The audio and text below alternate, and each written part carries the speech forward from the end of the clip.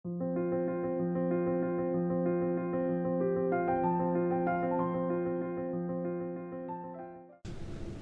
ផ្សារជំនួញរបស់អ្នកនឹងល្អ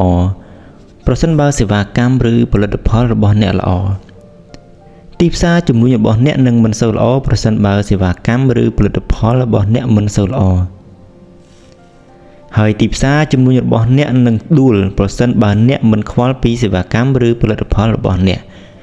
ដើម្បីធ្វើឲ្យអ្នករឹតតែស្ទាត់ជំនាញទៅលើមុខជំនួញរបស់អ្នកបានលុះត្រាតែអ្នករៀនសូត្រជានិច្ចឲ្យបានគ្រប់ជ្រុងជ្រោយនិងយល់ច្បាស់ពីរបៀបនៃការអភិវឌ្ឍជំនាញដែលតាក់ទងទៅនឹងជំនួញរបស់អ្នកដោយសិក្សាឲ្យបានច្បាស់ទៅលើកិច្ចការទាំងឡាយណាដែលជួយជំរុញមុខជំនួញរបស់អ្នកឲ្យរឹតតែរីកចម្រើនជាក់ស្ដែងដូចជាការសិក្សាទៅលើការប្រើប្រាស់បណ្ដាញផ្សព្វផ្សាយជាដើមជាពិសេសនោះគឺតាមប្រព័ន្ធអ៊ីនធឺណិតឬបណ្ដាញសង្គមនានាការចូលរួមសហការឬប្រជុំជាមួយនឹងដៃគូរបស់អ្នកដើម្បីផ្លាស់ប្ដូរយោបល់គ្នាទៅវិញទៅមកស្ដីពីអាជីវកម្មរបស់អ្នកនិងប្រឹក្សាយោបល់ជាមួយនឹងបុគ្គលជោគជ័យឬអ្នកមានបទពិសោធន៍លើផ្នែកអាជីវកម្មដូចអ្នកវាគឺជារឿងមួយដែលវាចាំបាច់ខ្លាំងណាស់សម្រាប់អ្នកដើម្បីអភិវឌ្ឍមុខជំនួញរបស់អ្នកឲ្យកាន់តែរីកចម្រើនហើយម្យ៉ាងវិញទៀតប្រសិនបើអ្នកអាចប្រមូលបានព័ត៌មានដែលតាក់ទងនឹងជំនួញរបស់អ្នកកំពុងតែដំណើរការនេះគឺរឹតតែល្អដើម្បីយកព័ត៌មានទាំងនោះធ្វើជាប្រយោជន៍ដល់កិច្ចជំនួញរបស់អ្នកដល់ពេលនោះកិច្ចការងាររបស់អ្នកនឹងលេចចេញជារូបរាងយ៉ាងត្រចះត្រចង់ជាក់ជាមិនខានហើយក្នុងនោះមានជំនាញមួយដើម្បីធ្វើឲ្យមុខជំនួញរបស់អ្នករឹតតែរីកចម្រើននោះគឺជំនាញនៃការលក់ជំនាញមួយនេះវាពិតជាសំខាន់ខ្លាំងណាស់ក្នុងការជំរុញច្រានមុខជំនួញរបស់អ្នកឲ្យដើរទៅមុខដូច្នេះហើយចូលសិក្សាពីដំណើរនៃការលក់របស់អ្នកឲ្យបានច្បាស់លាស់នោះវានឹងធ្វើឲ្យរឹតតែមានកម្លាំងចិត្តលើខ្លួនឯងដែលធ្វើឲ្យចិត្តរបស់អ្នកពុះកញ្ជ្រោលរឹតតែខ្លាំងក្នុងការអភិវឌ្ឍជំនួញរបស់អ្នកឲ្យរឹតតែធំឡើងជាលំដាប់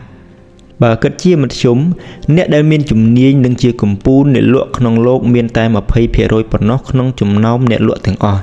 ដែលអាចរកចំណូលលើសអ្នកលក់ធម្មតារហូតដល់16ដងប្រសិនបើអ្នកស្ថិតក្នុងតំណែងជាអ្នកគ្រប់គ្រងក្រុមហ៊ុនឬជាម្ចាស់អាជីវកម្មណាមួយចូលតាំងចិត្តរបស់អ្នកឲ្យមុតមមនិងអភិវឌ្ឍខ្លួនឯងបន្ថែមទៅលើជំនាញលក់ដើម្បីធ្វើឲ្យអ្នកក្លាយជាអ្នកគ្រប់គ្រងឬអ្នកជំនាញម្នាក់ដ៏ឆ្នើមដូច្នេះចូលចាប់ផ្ដើមគិតពីការបង្កើតអាជីវកម្មផ្ទាល់ខ្លួនរបស់អ្នកបន្ទាប់មកសិក្សាពីយុទ្ធសាស្ត្រផ្សេងៗនិងស្វែងរកគំនិតថ្មីៗបន្ថែមទៀតដើម្បីធ្វើឲ្យការចាប់ផ្ដើមរបស់អ្នកកាន់តែល្អប្រសើរអញ្ចឹងហើយអ្នកត្រូវរៀបចំគោលដៅរបស់ខ្លួនឯងឲ្យបានច្បាស់ព្រោះវានឹងធ្វើឲ្យអាជីវកម្មរបស់អ្នកកាន់តែលេចធ្លោឡើងនិងប្រកបដោយសុវត្ថិភាពបើអ្នកមានគោលដៅមួយដ៏អស្ចារ្យ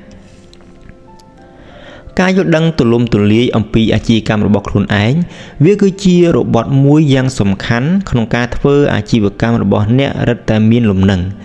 ការស្វែងរកគំនិតថ្មីៗដើម្បីអភិវឌ្ឍជំនាញរបស់ខ្លួនឲ្យកាន់តែពូកែជារៀងរាល់ថ្ងៃទាំងនេះវាគឺជាសញ្ញាមួយដែលនាំអ្នកទៅកាន់ភាពជោគជ័យរបស់អ្នក